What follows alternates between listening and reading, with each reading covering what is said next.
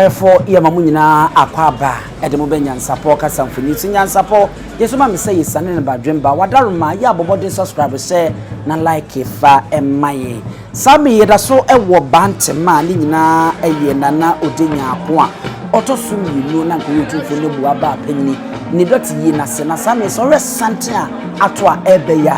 nka mamre mu eni amane kwa so beka se opunso otufo osei tutu ni mesi okrowie ene obrawe nwoma so ena eba yanso sante kotokosi tutu atutu em otwini wonu a sebe ne nwoma otwen kodwa ne nwoma eko ene yie no otubofo eye bofo kese pa otufo brempon ehene nana yim Awere Abibio a wono eye Toasehene na wono no eye head of Jim arrest too wona wodano odo ani chemu atwema nwamieja municipal na ehono no enti nana yim Awere Abibio a oye Toasehene na oye otufo brempon hene no wono ena samri wo ba ntakra ehye di nani mu de mu miente ntakra kakra ye beto aso ama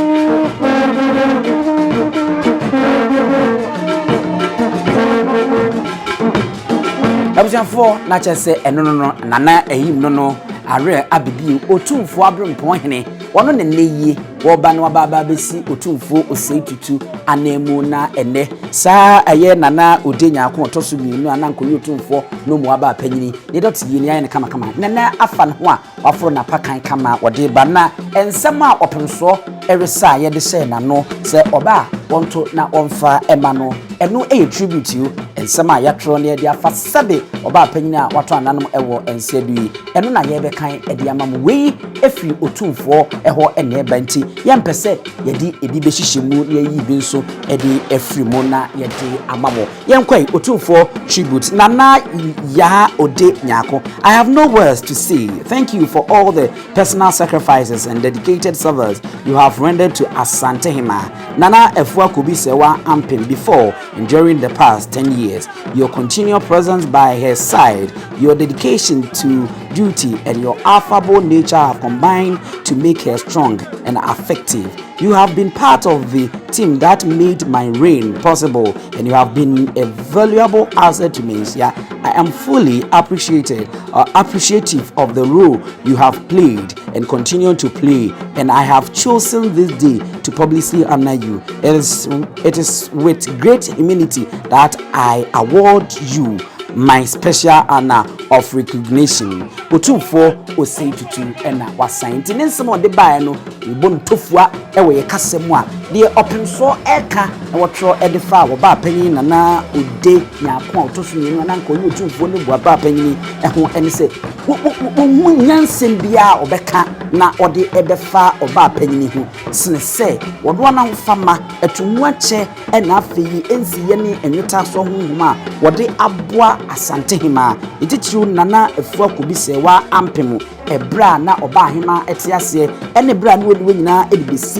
ebesi nana kwadu yadoma otoso emiensa feja besi edu echienie wasonson papa aboa brebia no na wowo ne nchen wodi etu wache ene weta so honhum ena afia hobrase ene woka dibo mu a wodidi lidumadi a ema emu eyeduro na eso yie pa wose woka edom nyina ho ene boaye ema eneye ni so ade nyina ye huyi timi ba mu woye weba menhia no ma woye obi a osombo ede ma menhia pa enye asemketwa eneye ni gyina menam wo so na afeye maka na me de a kire se mani so ne woye oye ede ma ye ho a eneye wodi wudwumadie sane ese efatante na me so me gyina edom animu na me nso no mabɔ wabodi na maye okese atontom sanse wo se efata eyeme otumfo osei tutu a otoso mienu Asante hima ono na wodi anidie ene ebu esefata ede ama nana odenya akon a otoso mienu na nko otumfo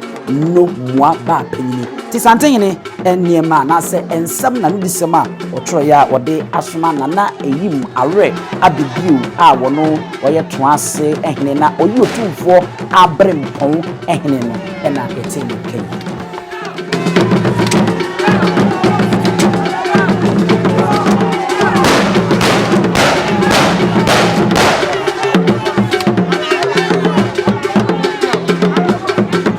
arefo moma yenko yenim abra na yim Awere Abibio buswa na wobedwumadi esi oba panyina wadane ato kura wo bibisa se wan ene nana odenya ko a otoso mienu ananka oyo otumfuo nomua ba panyini de yasemu ammahu dibra na odi e wa Asante mema na fe yenhwe no abakwasem kakra na yenko yenim nana odenya ko a otoso mienu agona abusua no mu na kyese na ofiri maame ja odi anase merewusu eni diankasa mabese eya ye bo no anase yedu wo ne de no tu mu finja bese de wotwe achie ne no o maame ne o papa de ema no lanka o papa ene owusu nana kofi wusu enkane no na oye toase ehene ben toase ben nkawe ehye atoma wa beja emensimu sanso nana ne maame ene nana afia bema mpasetia eho ene ono nso free ene nso hye atoma mponua emensimu esa na woba panyini no kwasem ni o hye ase na wo fefe na ode ba no no nese adehye busua na emu ene wo wa wo koso di dwumadi a ene ebra obedi dwumadi se otumfo no boaba panyini mpasetia twede pankro no patase enyinamso ene hom ne nyina na ode ahofama ene odokwan so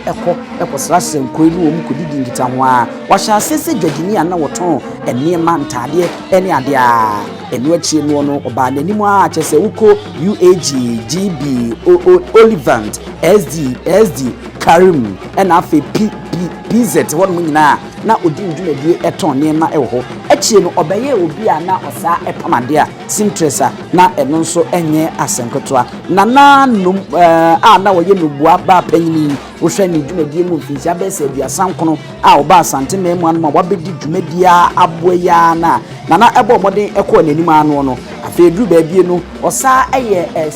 esompanyini ewo na sori a na okomu a na wonfa ne som emfa eniagro asafo na wo mu eye Christ spiritual movement a na eno nso oye oba panyini hoyie pa oye elder said English secretary kasem ye beka no na eye obi asabi wan seda anko school enu ba bia nanso no wantoto school ase ebe school mu a obomodin egira ne nam no so ehye ntitu se emaade o makwan mo ba bia ntafi anya hwe ne wo se wo kona akotre school mo bodin so na agentete e de ebase ne be betimi aboa amanema akọ enkan engineer nwanwa Cecilia Dapaah ene ne mma ekunu enuntin doctor Kobi Apia Dankwa woye chemical engineer chese ne mma no owura yire efu agemfua owusu echian woye dwadini ne mano ebidin na mebobo no owura Yesuzi nti wono so eka ne mano ho a wonu nyina sabe wonu temu bopio na wonu makọ wo manim ewa abrabomu edu akiri ni nyina eye school ne ntete pa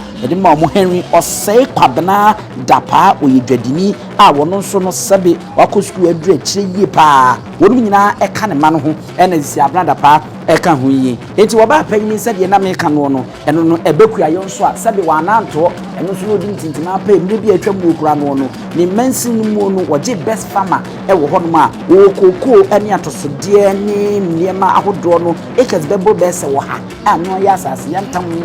a ne no so yeso adwuma woje best farmer ewo atwoma mponia emansin sabe emede atu edwa no sani pay eno adane ato bonsu ene ne dom so no mo me hwe kakra.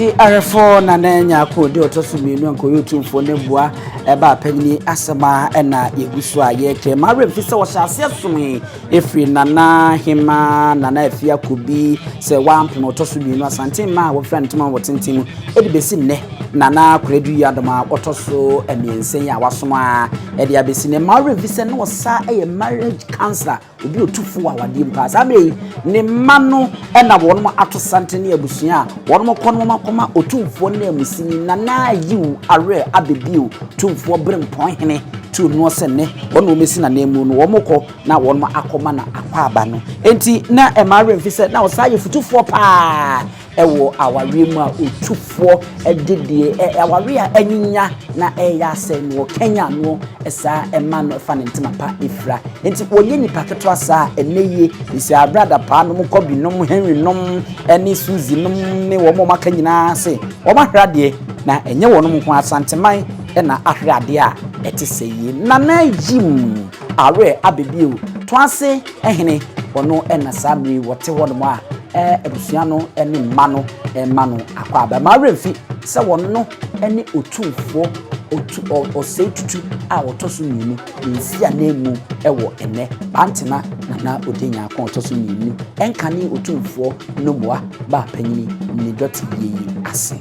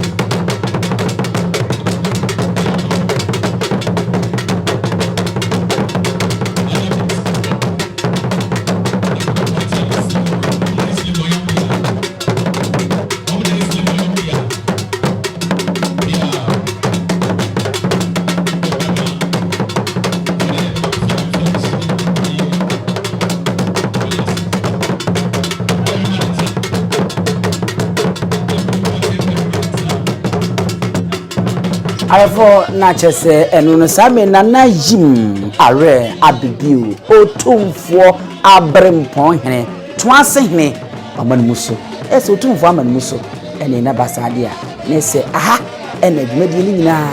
ebisi sante kotokose panyini dwarewi a nsuo asa aha NYANSAPO kasamfoni so medi ene ebisua pani usu aduoni subscribe share na like na fo adwenche fato ase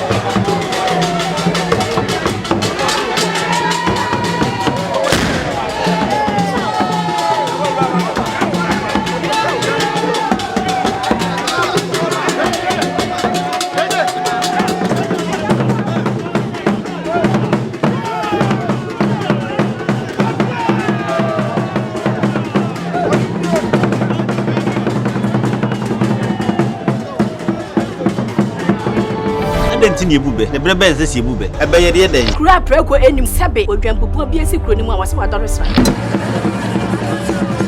Panyini wantena fie ema aseduamfo blani pie frimantam bahin se pin enye nkwandewa na yesotro no wa ansa na odi asebe fita na no makode ebrensi am wa otua ne nsem mogyabumo ni hu duanani wie klaman wo yesofo kra wonye yie bio tontonte ye no nsa na ye fa NYANSAPO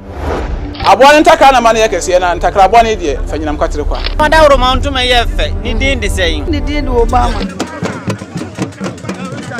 akola wa no so pese utrimu usuma ense bratam Sefafam ne honhon hia na America sa sebe ka ya twa ni mu nyame nai ebu afa so enye de ya twa ni mu twa nyame sebedi akone bakwen bodi atwede na se kofi nro ni ya aben antima nyina ni mu ampata na wo yade ya